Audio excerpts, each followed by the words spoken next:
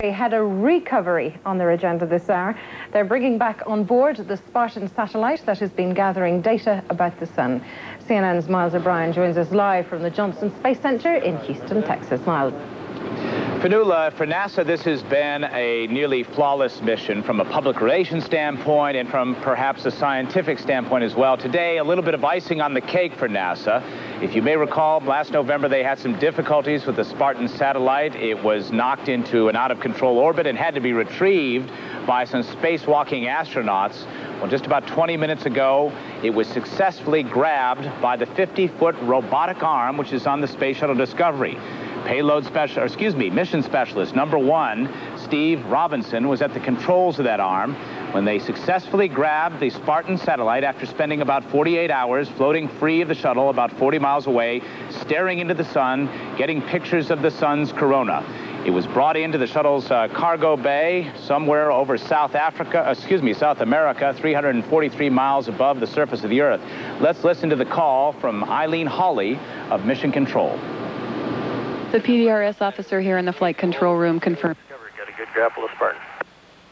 Copy that. Great job, Steve. And Steve Robinson from onboard Discovery confirming that they have a good grapple of the Spartan spacecraft, concluding its 2 days of solar observations. The Payload Data Retrieval Systems Officer, or PDRS officer here in Mission Control, responsible for monitoring systems on the shuttle's robot arm, confirms capture at 2:48 p.m. Central Time today, as Discovery was at an altitude of 343 miles, just skirting along the northeastern edge of South America. Scientists already know they have some good pictures because Spartan this time around was outfitted with an antenna to send telemetry down to Earth to send them some pictures. They've already received 1,200 images like these, which show the sun's corona and the so-called solar wind, which affects telecommunications here on Earth. Of course, there's a lot more data on board the Spartan itself. It will be put back, locked back into the payload bay, and brought back home with Discovery. Meanwhile, inside Discovery, John Glenn, Pedro Duque, and Chiaki Mukai were all busy attending to several experiments inside the Space Hab laboratory. Fanula? Miles, a quick question. John Glenn has been the subject of a lot of publicity and a lot of criticism for that publicity. Has he had any opinion on this? Yes, he was asked yesterday in several network interviews what he thinks about the fact that every time there is a news conference in space, before, after, and during his ride, why the question seems so focused on John Glenn to the exclusion of the other crew members. He says, I'm working with some wonderful people who deserve some more attention. Nevertheless, none of them are of the stature as far as public consciousness of John Glenn, and I suppose we could all understand the media and the public, for that matter, for being focused on him. Miles O'Brien in Houston, Texas, thanks very much for joining us. And coming up on World News Europe, Senator turned astronaut again, John Glenn, has been sleeping on the job. But that's okay. Sleeping's a major part of Glenn's role aboard the Space Shuttle Discovery, wearing sleep gear with sensors. NASA's been monitoring everything from Glenn's REM cycles to snoring.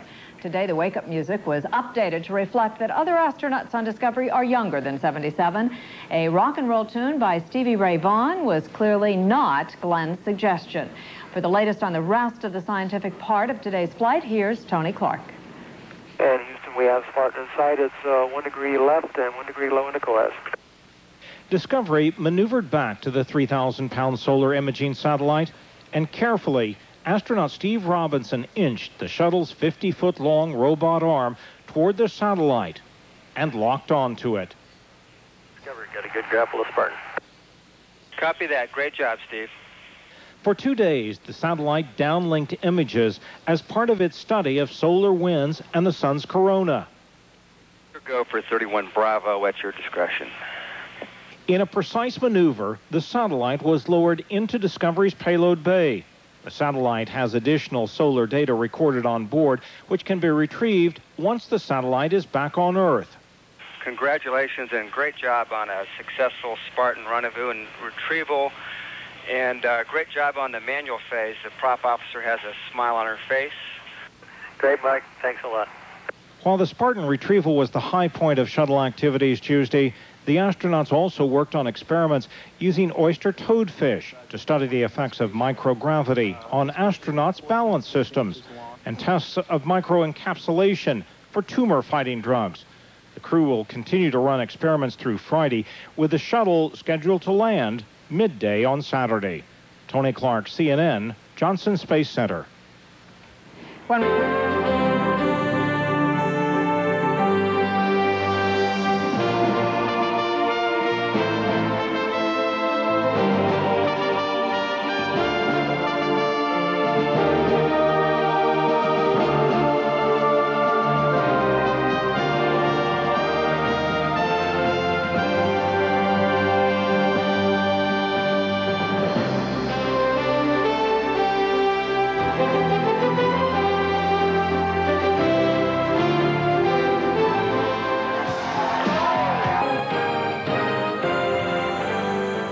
Wednesday marks day 7 of John Glenn's second voyage into space. The world's oldest astronaut has been a participant in experiments on the aging process in space while aboard the U.S. shuttle Discovery.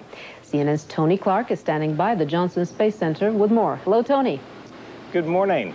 You know, the astronauts right now, they're up. They are probably having breakfast now. They're configuring the satellite, or rather the shuttle, for a full day of experiments that include the Spartan satellite. The astronauts were awakened about an hour and a half ago to a Japanese cheering song, Wakaki Chi.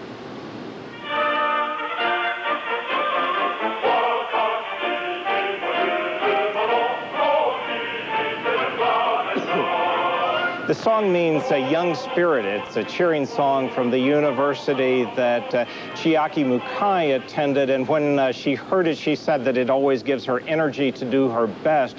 And the Japanese officials will be watching her closely today. She will have a chance to get some congratulations later this afternoon in a long-distance conversation with some of the Japanese officials. And so it is a good day for her as well. It will, in fact, be a busy day of experiments on board the Space Hab module. And once again, the Spartan satellite will be a center of attention for the shuttle astronauts. The Spartan satellite, back after 2 days of looking at the sun, will be lifted out of its berth in the payload bay Wednesday as part of a test of the shuttle's space vision system. The camera system enables astronauts to see areas in the payload bay that are normally obscured. Tuesday, Discovery maneuvered back to the 3,000-pound solar imaging satellite, and carefully, astronaut Steve Robinson locked onto it with the shuttle's 50-foot-long remote manipulator arm. Discovery got a good grapple of Spartan. Copy that. Great job, Steve. For 2 days, the satellite downlinked images as part of its study of solar winds and the sun's corona. Your go for 31 Bravo at your discretion. In a precise maneuver, the satellite was lowered into Discovery's payload bay.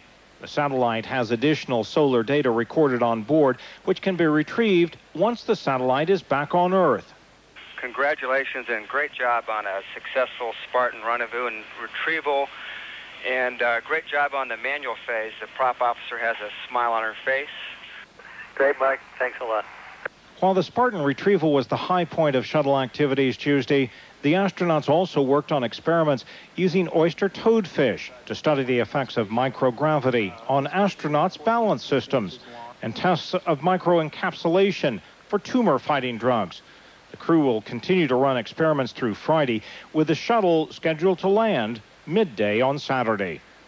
NASA is currently providing us some beautiful views of Earth. You can see the back end of the shuttle and the Earth in the background. The shuttle is currently orbiting around 438 miles above Earth. That test that uses the Spartan satellite today, that is a test of the orbiter space vision system, and that's very important because in the next shuttle flight, it will be used as part of the effort to join space station modules, and so they're checking that out today as well. Again, experiments underway, the sleep experiment, John Glenn writing down some of his dreams overnight, and he was all wired up overnight. He'll also get a few of the election results from overnight, and many experiments yet to come. I'm Tony Clark, CNN at the Johnson Space Center. Ralitza?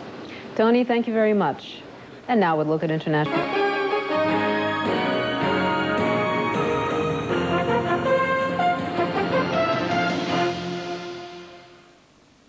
Its accomplishments are not a thing of the past. All systems are go. Orbital pioneer John Glenn returns to space aboard the shuttle Discovery with an international crew on a voyage of scientific exploration. Join Miles O'Brien and Walter Cronkite for the most complete coverage of this historic mission. John Glenn returned to space. Mission coverage continues throughout the day. Godspeed, John Glenn. On CNN.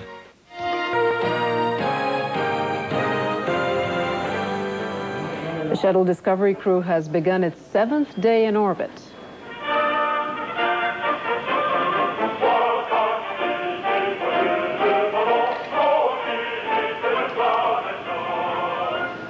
The astronauts' wake-up call came in the form of a Japanese folk song titled Young Spirit.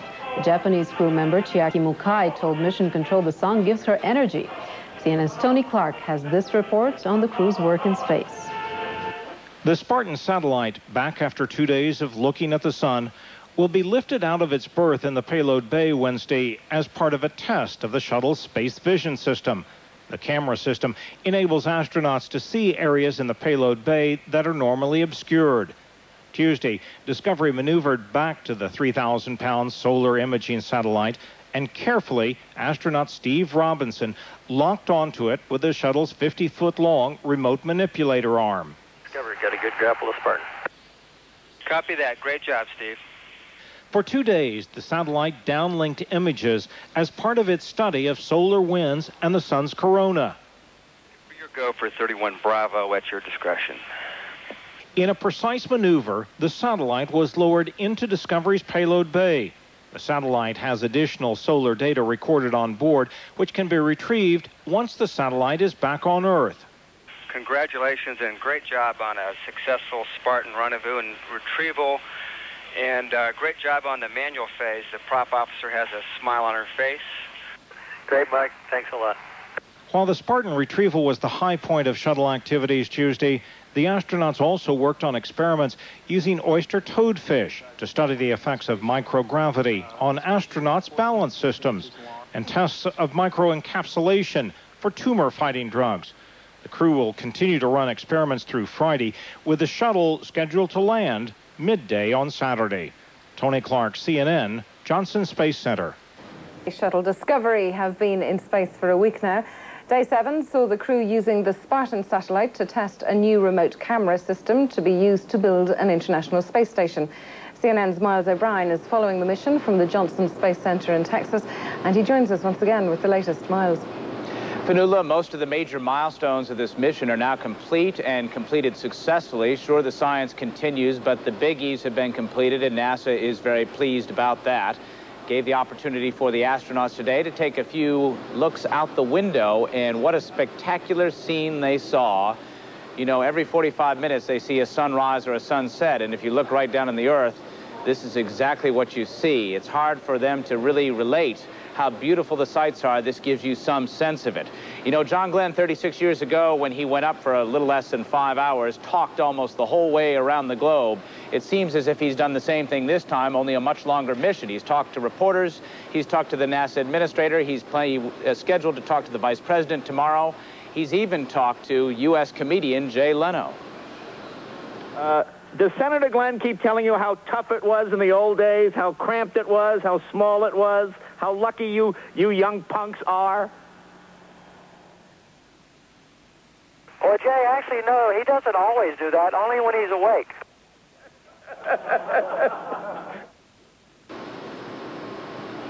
John Glenn with Commander Kurt Brown and pilot Steve Lindsay talking to Jay Leno. Chiaki Mukai just got finished with her own public affairs event. She had an opportunity to speak to her prime minister from Japan and had a lengthy conversation with them, along with John Glenn and Commander Kurt Brown, doing an awful lot of public affairs on board the shuttle today. Nevertheless, the science does continue. Chiaki Mukai working on those oyster toadfish.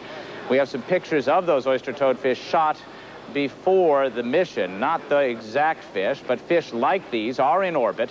The reason they're in orbit is, believe it or not, the inner ears of the oyster toadfish are similar to the human inner ear. And in studying them electronically, we can learn a little bit more about why people have a hard time regaining their balance once they return to terra firma. So that's the situation. So far, NASA has had a nearly flawless mission. Fanula?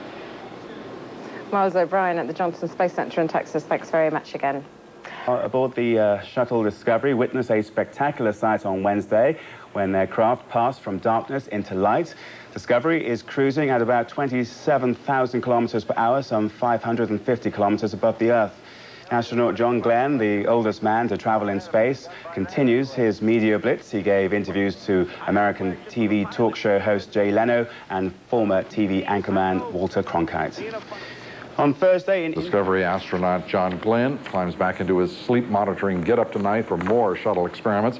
He's being used as a human guinea pig for research on aging and its similarities to the effects of space travel. Earlier, Glenn and the rest of the crew took a break from experiments to exchange a few good-natured barbs with The Tonight Show's Jay Leno. Does Senator Glenn keep telling you how tough it was in the old days, how cramped it was, how small it was, how lucky you young punks are? Well, Jay, actually, no, he doesn't always do that, only when he's awake. The crew of the shuttle Discovery is scheduled to return to Earth Saturday. Still... And it's about time for the international crew of the orbiting United States Space Shuttle Discovery to wake up and begin Thursday's task. Mission Control at the Johnson Space Center in Houston, Texas, have now awakened or attempted to awaken the crew in a routine that's become a tradition in US spaceflight. A bit of music is played over the radio link to the sleeping astronauts. So far, wake-up serenades have included a song for Japanese astronaut Chiaki Mukai and a Spanish piece for crew member Pedro Duque from Madrid. And let's listen in now.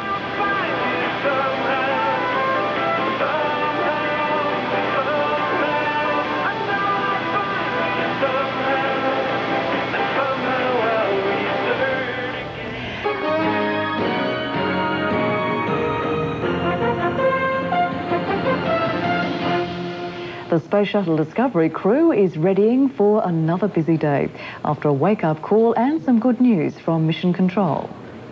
Good morning, Discovery, and congratulations to the 95 crew on having just completed 100 flawless orbits of planet Earth. Good morning to you, Houston. We copy that, and we're definitely still out of here, but we're not going to come back for a couple more days. The astronauts are to hold their first in-space news conference in just a few hours. Wednesday, they tested a system planned for use in building the International Space Station. CNN's Tony Clark has more. The Spartan satellite was lifted out of its berth Wednesday, not for its primary job of solar observations, but to test the shuttle's orbiter space vision system. We're standing by for your go on a good vector incorporation. Cameras on board the shuttle were used to spot black and white targets on the satellite. By using position spots on the hardware, if you will, it can then calculate what position that article on the arm is, or another article, and to tell the operator which way to fly the arm to make an appropriate docking, even though you don't have a direct out-the-window view or a direct camera view. The guidance system will be used during upcoming shuttle missions to attach modules of the International Space Station.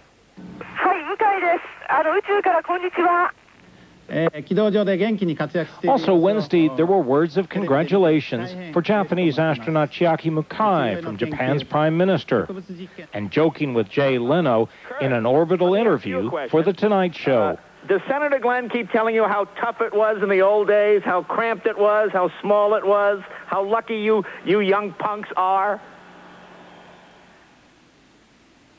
Well, Jay, actually, no, he doesn't always do that, only when he's awake.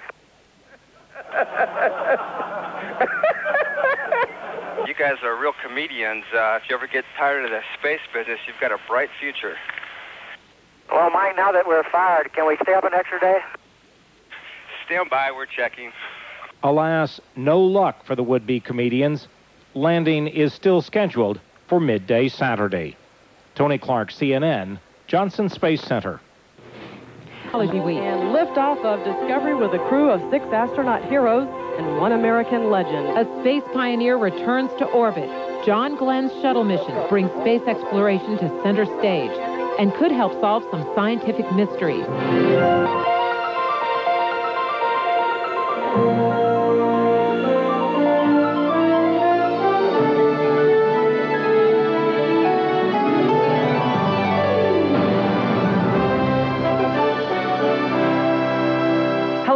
Welcome, I'm Ann Kellen. The Space Shuttle Discovery is in orbit, carrying a bundle of science experiments and a crew that's getting more than the usual amount of attention.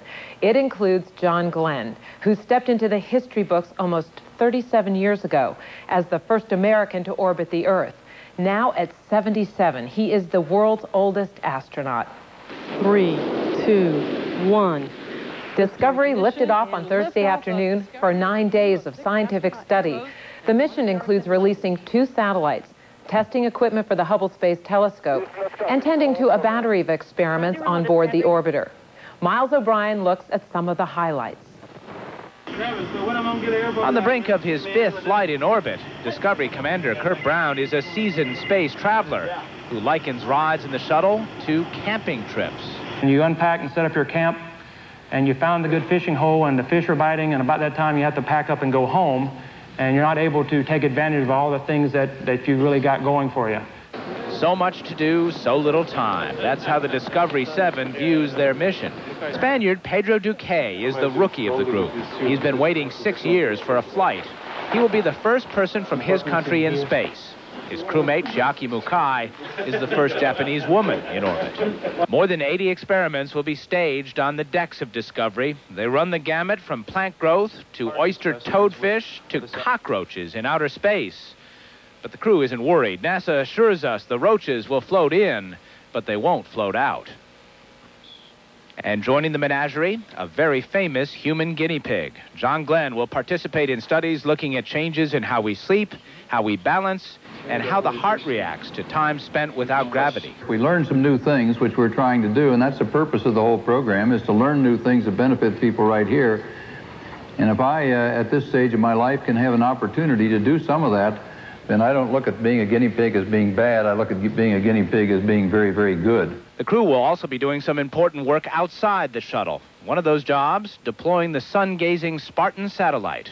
Even by NASA standards, this is a very busy shuttle mission. We think it's a very unique flight. Of course, any flight that you're on, you think is the best flight ever invented. But we're very excited about this one because it's an integration of, I think, everything the shuttle was ever designed to do or had ever been envisioned for the use of a space shuttle. No doubt it's the most scrutinized mission in a very long time. The crew of Discovery knows no matter how it goes, the whole world will be watching. Miles O'Brien, CNN at the Kennedy Space Center. Millions of people watched the launch in person or on TV, and for many of them, it was an emotional high to see John Glenn return to space. But is that enough reason for his mission? Some critics say no, and the debate continues over why Glenn got the nod from NASA. Mark Potter has more.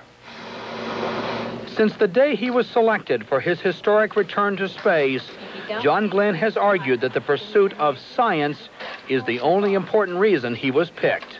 We don't have joyrides in space just because people want to go. The main reason is it's scientific research. NASA says Glenn's study of the physical effects of weightlessness in space and their similarities to afflictions of the aged here on Earth is valid, peer-reviewed science and could lead to follow-up missions. It's going to take a year or two to understand that science. It'll be published, and then we'll make a decision.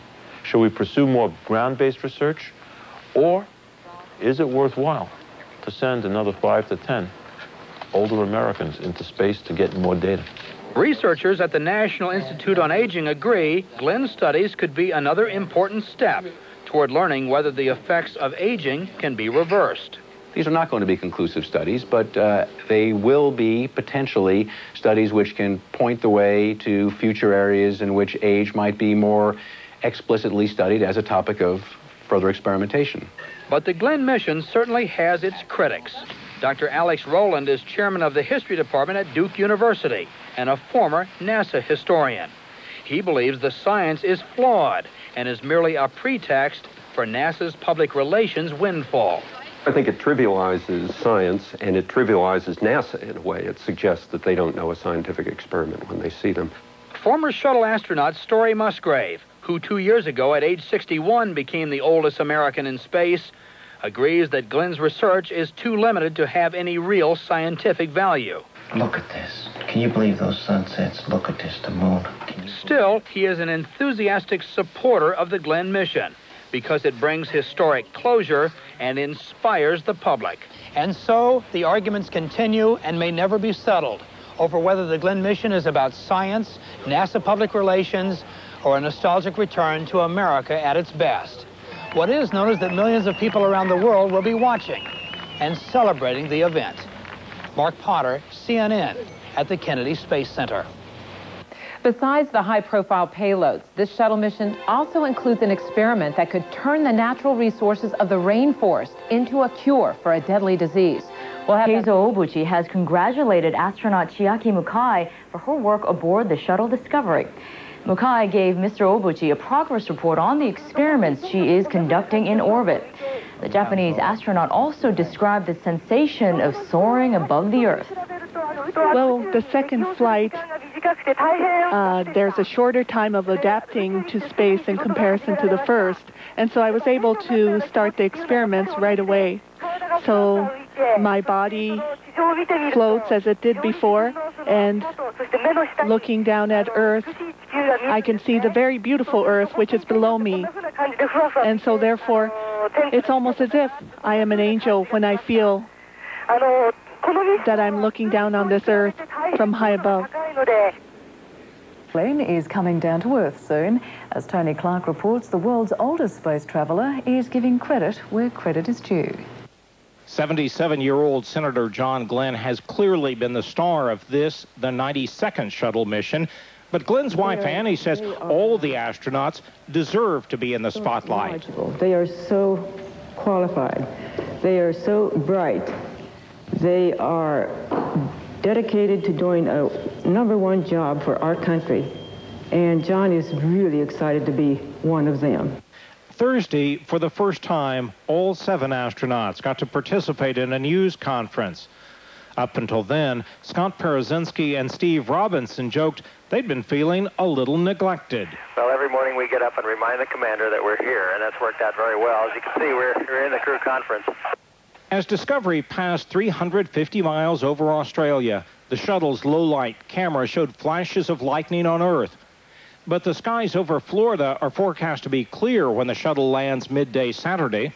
At this time, we're predicting good weather on Saturday. Mitch should be through the Cape today, and we're predicting good weather. When the shuttle does land, all eyes will be on the tail section, where the drag chute cover fell off during launch.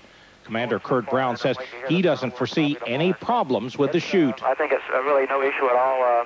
It's a shame the panel came off during our liftoff and caused some worry, but I think it's strictly a task on the ground to get the chance to look at all the data. Discovery's crew said they're pleased with the way the mission has gone thus far. The only disappointment, that their time in orbit is coming to an end. Tony Clark, CNN, Johnson Space Center. And Discovery is scheduled to land Saturday at Kennedy Space Center. CNN is planning live coverage at these times.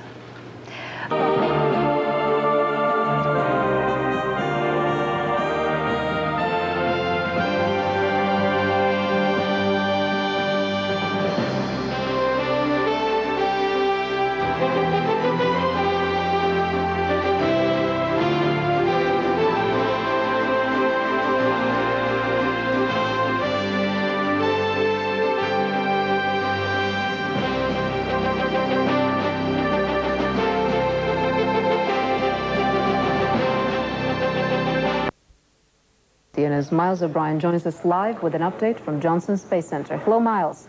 Hello, Relito. It will be a busy final full day. The commander and the pilot will spend most of the day checking out the orbiter, making sure all the aerodynamic systems and controls are working properly. And then in the Space Hab, which is the laboratory on board the space shuttle, they'll be buttoning up all those experiments, finishing most of them, and stowing away all the equipment for the ride back home. As you say, the wake-up call came about 3 hours ago.